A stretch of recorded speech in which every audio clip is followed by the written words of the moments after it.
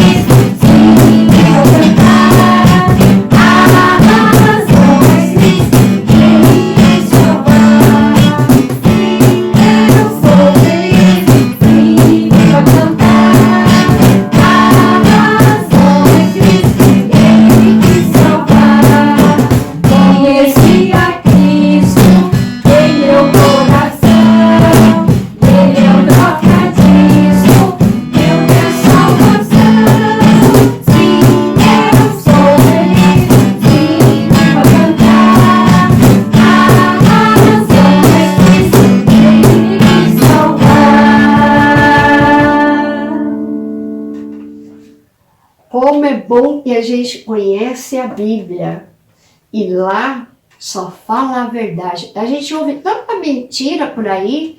Eu creio no que a palavra de Deus diz. Vocês creem? Sim. Eu creio. E é o que diz esse cântico. Vamos lá? Cantar então.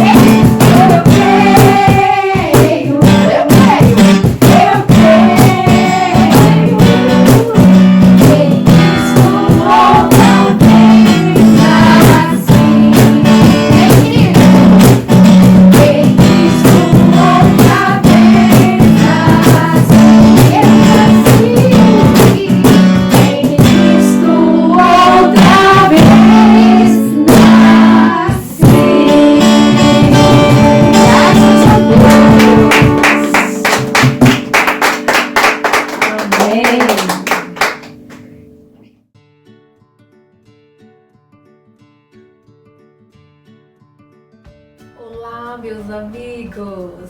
Que maravilha o nosso culto, que bênção! Olha, espero que você esteja aí, que tenha cantado conosco, porque realmente essas músicas que nós acabamos de cantar é pura bênção na nossa vida. E eu espero que realmente você creia em Jesus, que você já tenha conversado com Ele hoje.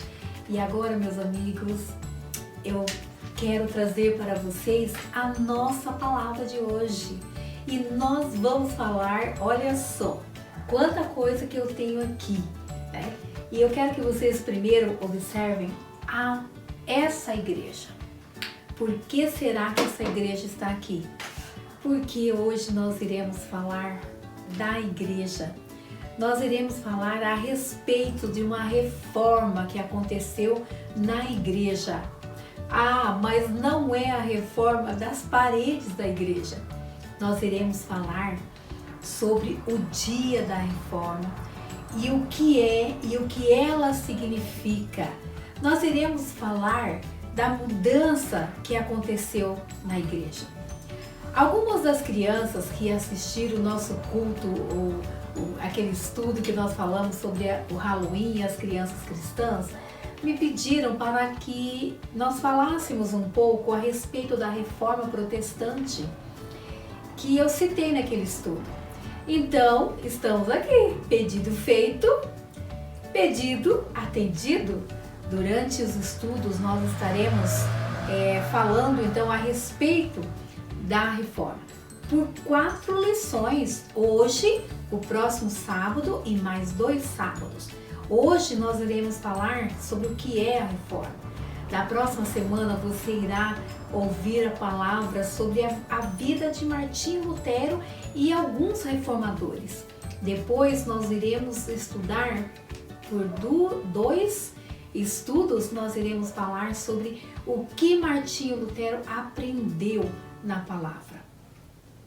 Bem, então eu quero perguntar para você. Você sabe o que é a reforma protestante? Bom, eu vou explicar isso para você, mas primeiro eu quero que você entenda o que é reforma. Bem, olha só, eu tenho aqui do meu lado alguns instrumentos que usam na construção. Sabe por quê? Eu quero lhe falar que reformar significa consertar algo que já existe. Então, quando nós temos uma casa que está com alguns vidros quebrados, ou o banheiro não está muito legal, ou o piso está muito velho, as paredes estão sujas, nós chamamos um profissional que sabe reformar isso, que é o pedreiro. Então, aqui eu tenho alguns instrumentos que o pedreiro usa, porque meu pai é pedreiro e eu emprestei esses materiais dele para mostrar para vocês hoje. Eu tenho ali pincéis, tenho rolo para pintar, tem materiais aqui para cortar, martelo, tem até um boné lá, um chapeuzinho, né, do trabalhador também. E aqui, ó, eu tenho esse prumo, que meu pai tem o maior ciúme dele, porque ele ganhou dos americanos que vieram construir igrejas aqui no Brasil. E isso aqui é um prumo e ele também faz um nível da construção. E isso é muito importante para o pedreiro, porque ele precisa deixar tudo nivelado, certinho, para que ele possa fazer a construção, porque senão fica tudo torto, tudo errado. Agora você já sabe que reformar é consertar algo que já existe. Mas, e você sabe o que é protestante? Bem, protestante é uma pessoa que protesta. É uma pessoa que não concorda com o que está sendo dito. Uma pessoa que questiona o que está sendo dito. Porque, às vezes, nem tudo que está sendo dito é a verdade. Pois bem, agora que você já sabe que reformar é consertar, corrigir alguma coisa que está errada, e que protestante é um protesto, é não concordar, vamos falar da reforma protestante que aconteceu há muitos anos atrás lá na igreja. Isso significa que a igreja foi reformada. Mas, como eu disse, não foram as paredes da igreja que foram reformadas, mas sim os seus ensinos. Por que foi necessário essa reforma na igreja? Me acompanhe nessa história que eu vou mostrar para você. Quando tudo começou, lá no Jardim do Éden, Deus fez o homem para se relacionar com ele. Mas o pecado separou o homem de Deus. Então Deus prometeu enviar o descendente da mulher para esmagar a cabeça da serpente que simbolizava Satanás, o inimigo de Deus e da humanidade. Mas quem era o descendente da mulher? O descendente da mulher era Jesus, mas eles ainda não sabiam disso. A Bíblia nos conta que Deus separou um povo para si. E por meio de Moisés e dos profetas, Deus foi mostrando a esse povo tudo o que ele iria fazer. Passou-se muitos anos e Deus cumpriu a sua promessa e enviou o seu Filho ao mundo. Já aprendemos que Jesus estava com Deus desde o princípio e que ele era Deus e que ele é Deus. Jesus veio ao mundo para salvar a humanidade dos seus pecados, para revelar Deus Pai e para ensinar que todos aqueles que creem em seu nome serão salvos. Aqui na terra, Jesus chamou 12 homens para ficar com ele. E durante 3 anos e meio, Jesus ensinou a eles a respeito do perdão, da salvação, falou sobre o céu, falou que ele voltaria para o céu e voltaria para Deus, mas também ele disse que ele vai voltar para buscar o seu povo. Mas também Jesus falou que ele está preparando um lugar para todos aqueles que creem nele. E ele voltará para buscar essas pessoas. E nós viveremos na casa do Pai para sempre. Nós sabemos que Jesus foi perseguido e morto na cruz. Mas foi para isso que ele veio, para morrer na cruz e libertar o homem dos seus pecados e da morte eterna. Mas Jesus não ficou morto, ele ressuscitou e vivo está para sempre. Ele venceu a morte. Depois da ressurreição, ele voltou para o céu. Isso aconteceu diante dos apóstolos e diante de mais de 500 pessoas. Antes de voltar para o céu, Jesus mandou seus discípulos irem por todo o mundo e pregar o Evangelho. Isto é, falar a respeito do amor, da morte e da sua ressurreição e da salvação que ele nos dá. E foi isso que os discípulos fizeram. Eles começaram a pregar e ensinar as pessoas. Alguns dias depois que Jesus havia ido para o céu, eles estavam reunidos orando. E o Espírito Santo veio sobre eles, como Jesus havia prometido. Eles foram cheios do Espírito Santo. Eles ficaram tão alegres e não paravam de pregar, e muitas pessoas creram em Jesus. Aqui começa a igreja na forma que nós conhecemos. Muitas pessoas creram em Jesus. Essas pessoas estavam unidas. Eles se reuniam todos os dias para orar e louvar a Deus. Comiam juntos e cada dia mais pessoas eram salvas. Isto é a igreja de Cristo, pessoas reunidas para adorar ao Deus verdadeiro. Mas os apóstolos foram perseguidos e mortos. Apenas um deles ficou vivo, o apóstolo João. Foi ele quem escreveu o último livro da Bíblia, o Apocalipse. Os apóstolos são homens que viveram com Jesus e aprenderam com ele tudo o que eles ensinaram para a igreja. Sabe o que é mais impressionante? É que Jesus veio ao mundo para morrer pela sua igreja. a igreja pertence ao Senhor Jesus. E ele deixou, por meio da Bíblia, ele deixou as Escrituras para que possamos aprender sobre o plano de Deus para nos salvar. O Espírito Santo de Deus inspirou, ele mostrou para 40 homens, para que eles escrevessem os livros que estão na Bíblia. A palavra de Deus para nós. No livro de Atos dos Apóstolos, temos uma linda história do começo da Igreja de Jesus e também da perseguição que ela sofreu. Por mais ou menos 300 anos, a igreja continuou observando e andando nos ensinamentos dos apóstolos. Mas depois disso, os líderes da igreja começaram a ensinar coisas que nem Jesus e nem os apóstolos haviam ensinado. Eles começaram a desviar da verdade e faziam coisas que são contrárias às Escrituras. Eles começaram a ensinar coisas como orar pelos mortos, usar imagens durante o culto, criou a doutrina do purgatório. Eles acreditavam que as pessoas que tinham feito algumas coisas erradas, elas iriam para um lugar e ficariam lá até pagar pelos seus pecados, para depois ir para o céu. Eles ensinavam também a fazer orações para Maria, a mãe de Jesus, e para muitos santos. Então eles começaram a ensinar as rezas. Eles também ensinaram que a confissão dos pecados deveriam ser feitas a um padre.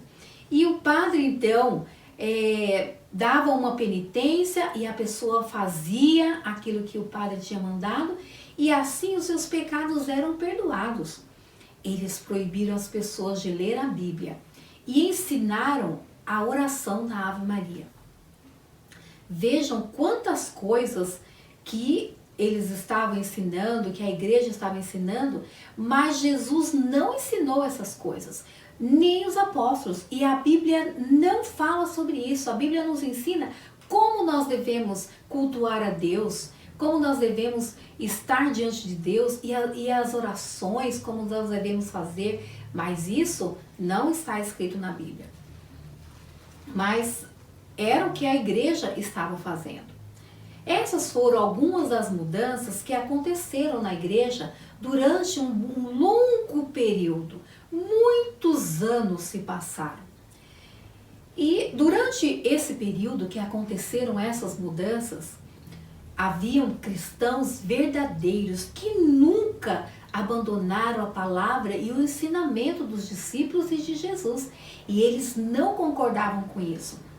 Esses discípulos, esses amigos de Deus, essas pessoas da igreja foram perseguidas.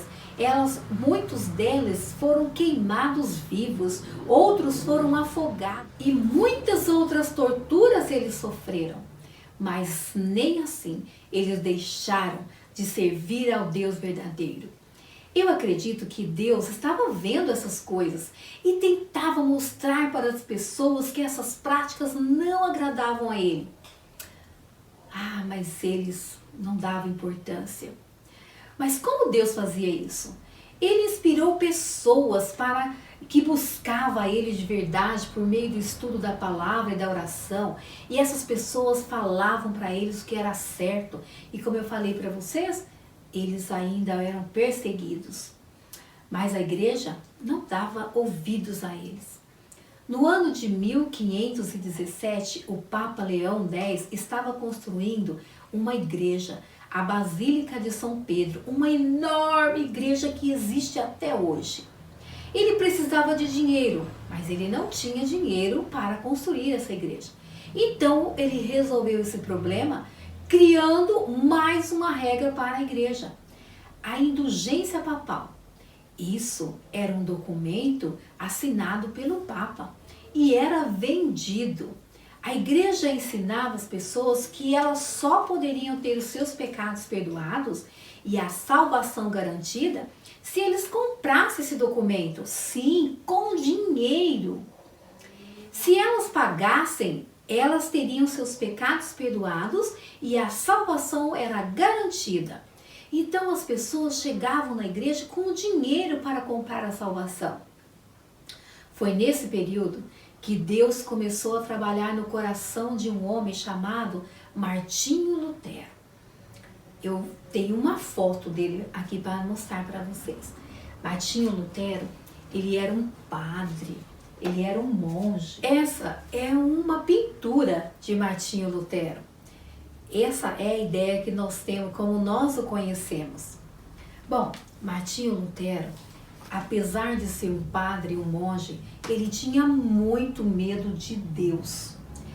Ele achava que Deus era um vingador, que Deus punia as pessoas pelos seus pecados. E ele acreditava em tudo que a igreja ensinava. E a igreja tinha ensinado para Martinho Lutero e para as pessoas daquela época que Deus era um Deus bravo, um Deus que punia as pessoas. Ele nunca aprendeu que Deus era um Deus de amor e que Deus o amava. Então ele tinha muito medo de Deus. Mas ele começou a estudar a Bíblia, porque ele, um dia, enquanto ele estava caminhando numa estrada, ele quase morreu com um raio que caiu próximo dele. Então ele ficou com tanto medo de morrer, que ele resolveu então ser um padre, estudar a palavra de Deus. E, como eu disse para vocês, naquela época, as pessoas não podiam ler a Bíblia, mas os padres e os monges podiam. Então Martinho Lutero foi para um mosteiro, um lugar onde ficavam os padres estudando, e lá ele começou a ler a Bíblia. E ele lia a Bíblia, e ele lia a Bíblia, e orava, e pedia para Deus, e ele fazia coisas, ele achava que ele estava fazendo coisas erradas, e ele se punia por causa disso. Um dia ele estava lendo o livro de Romanos, começou lá no primeiro capítulo. Quando chegou no versículo 16, ele leu: "Eu não me envergonho do Evangelho, pois ele é o poder de Deus para salvar todos os que creem, primeiro os judeus e também os não-judeus.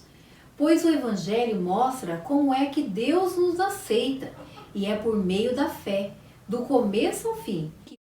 Como dizem as Escrituras Sagradas, viverá aquele que por meio da fé é aceito por Deus." Nesse dia, Martinho Lutero entendeu uma coisa muito importante. Ele entendeu que ele não podia fazer nada para salvar-se a si mesmo. E ele pensou: eu não posso fazer nada para ser aceito por Deus. Ele me aceita por causa de Cristo. Se eu crer nisso. Além dessa verdade, Martinho Lutero compreendeu outras verdades que mudaram a sua vida e a vida da igreja. Então, Martinho Lutero ficou indignado com o ensino errado da igreja que ele tinha aprendido desde criança. Ele estudou a Bíblia e depois disso ele escreveu 95 teses, 95 verdades condenando as coisas erradas que a igreja ensinava.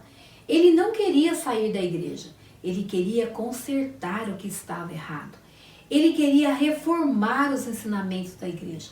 Martinho Lutero era um reformador. Lembra que eu disse para vocês no começo que quando a casa está quebrada, a gente chama alguém para reformar a casa, que é o pedreiro? Pois bem, Martinho Lutero também era um reformador, mas era um reformador do ensino. Qual instrumento Martinho Lutero usou para pregar essas palavras, para ensinar essas palavras? Eu vou mostrar para vocês. Ele usou a Bíblia. A Bíblia era o instrumento que Martinho Lutero usou para ensinar e para reformar, para ensinar a verdade sobre aquelas questões que a igreja estava ensinando. Essas verdades que Martinho Lutero escreveu foram fixadas na porta da igreja do castelo de Wittenberg no dia 31 de outubro de 1517, para que todos pudessem ler. As pessoas iam nessa igreja para estudar. Lá existia uma universidade, as pessoas estudavam sobre a Bíblia, sobre Deus lá.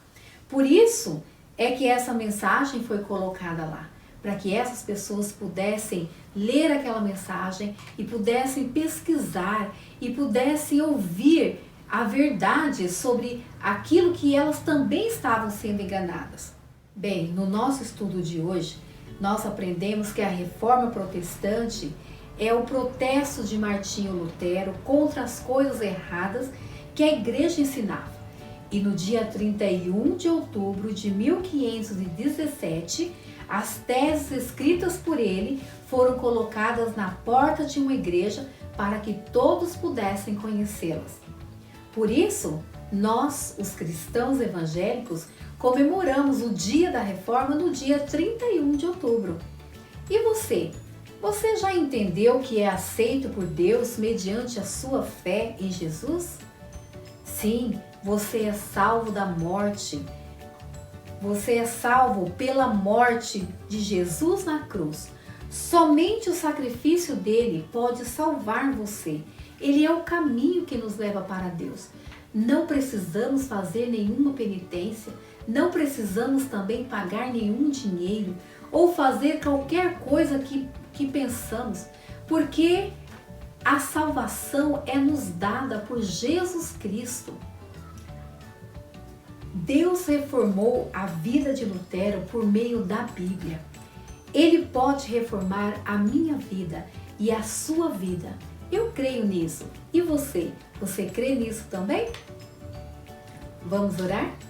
Senhor, meu Pai, Deus Todo-Poderoso, obrigada, Pai, pela Tua palavra que nós podemos nesta noite conversarmos um pouco, aprendermos, Pai, sobre a história da nossa igreja, a história, Senhor, da Igreja de Jesus Cristo. Ó Deus, obrigada porque o Senhor levantou homens no passado que acreditaram na Tua palavra, que defenderam a Tua palavra, que ensinaram a Tua palavra, Senhor. Obrigada por ter enviado o Seu Filho Jesus para tomar o nosso lugar, porque, Senhor, se não fosse a morte de Jesus Cristo, nós não Te conheceríamos e não seríamos chamados de Teus filhos, Pai. Mas, ó Deus, por causa do Teu grande amor, o Senhor enviou o Teu Filho para morrer no nosso lugar e nós Te agradecemos por isso. Pai, eu Te peço em nome de Jesus que o Senhor revele esta verdade, Pai, a cada criança, a cada pessoa que está ouvindo esta palavra, Pai. Que, ó Deus, o Senhor possa vir e tirar as dúvidas. Talvez elas estejam como Martinho Lutero, que tinha medo de Ti, que sofria, Senhor. Mas, ó Deus, eu quero Te pedir, no nome de Jesus, assim como o Senhor mostrou quem o Senhor é e como o Senhor nos aceita para Martinho Lutero, Senhor, revela aos nossos corações que o Senhor também nos aceita por meio de Jesus Cristo. Nós oramos a Ti, no nome do nosso Senhor Jesus. Amém. Que bom que nós podemos passar esses momentos juntos e aprendendo sobre a Bíblia e aprendendo sobre a história e aprendendo sobre o plano de Deus para nos salvar. Nós esperamos você no próximo sábado para que nós possamos continuar estudando sobre a história da igreja, sobre a vida de Martinho Lutero e de outros reformadores da igreja, de homens que buscaram obedecer a palavra de Deus do jeito que ela é, do jeito que Jesus nos ensinou. Espero que você tenha uma boa semana e que você possa estudar a palavra de Deus nessa semana também. Fale com Ele, creia nele. Jesus é aquele que pode nos salvar. Até no próximo sábado. Fiquem com Deus. Tchau!